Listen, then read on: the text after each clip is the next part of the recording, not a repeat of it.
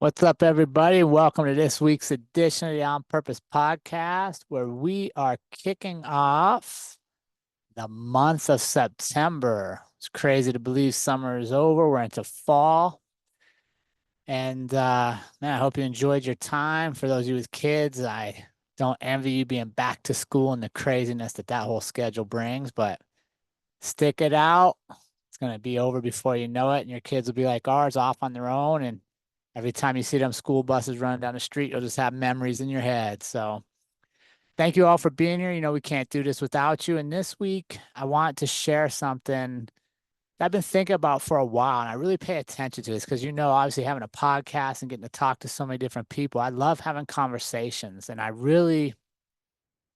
like being able to talk to people, new or old, right? New or old, that have been in my life for a while, or those I just met, but learning something about them, about their past, maybe where they want to go, their stories of how they got where they're at. And I wanted to share some stuff about, like, how do we get deeper conversations with people that cause us to pause and think and maybe ask another question instead of just responding with our opinion. I wanted to maybe plant a seed for us to slow down in our conversations.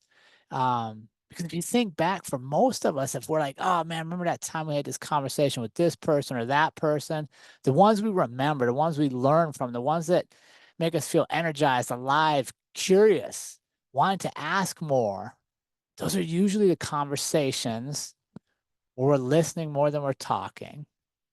And we're asking questions that get beyond the surface, and we're allowing the time to dig a little deeper. So I wanted to share this week 3 phrases that I personally work hard on making sure I don't put into my conversations.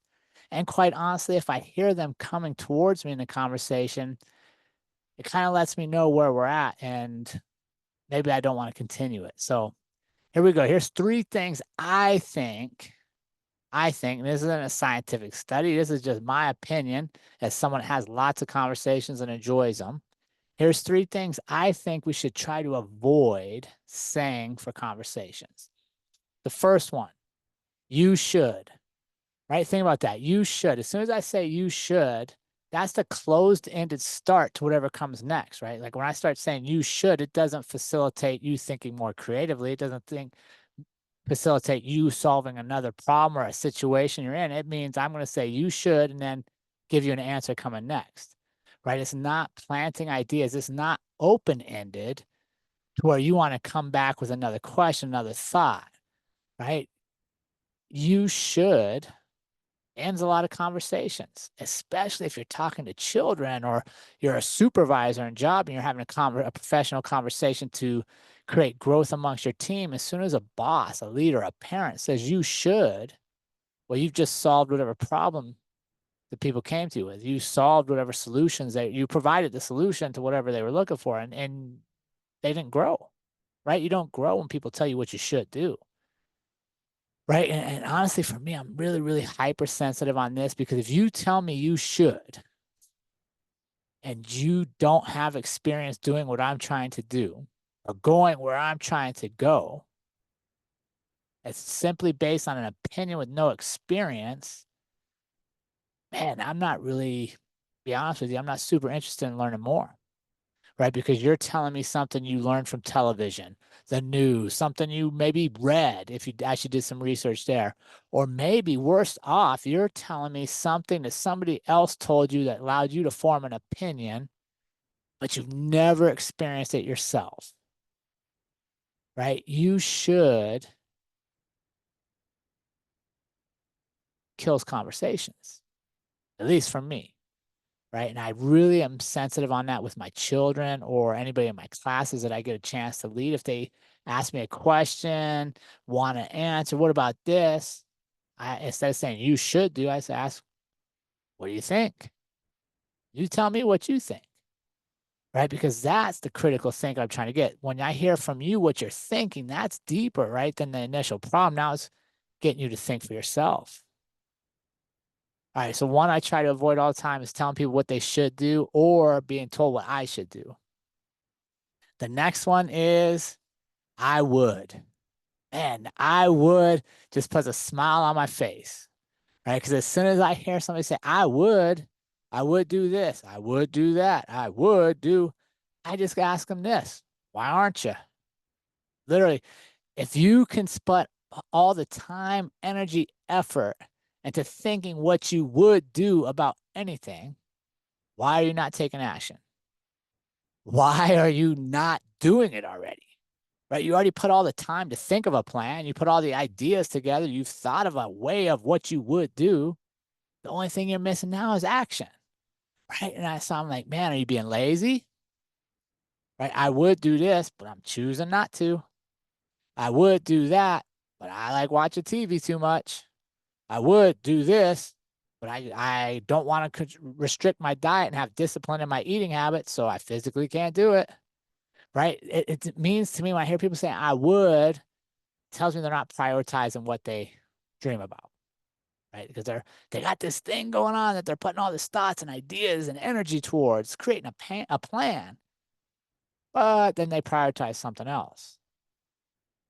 Right? And if I'm going to put that much energy, effort into thinking what I would do about anything, let's put some energy and effort into acting towards it.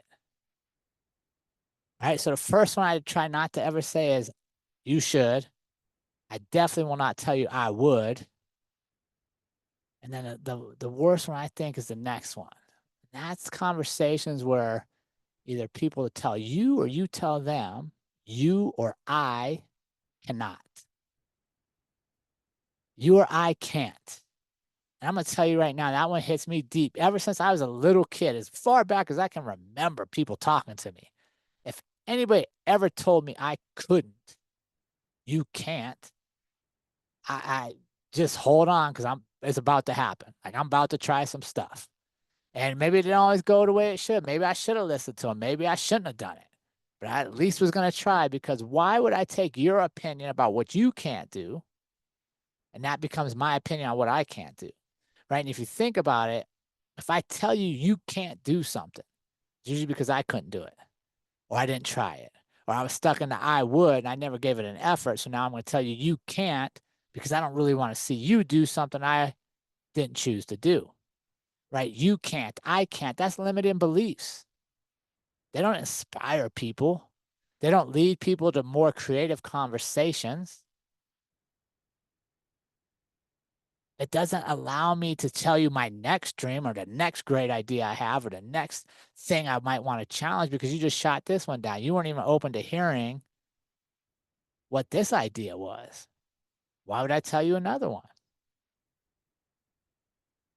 Right? To tell someone they can't do something, or to tell yourself you can't do something, it's one of the most selfish things we could do, right? Why would our ceiling, why would our limits be anybody else's?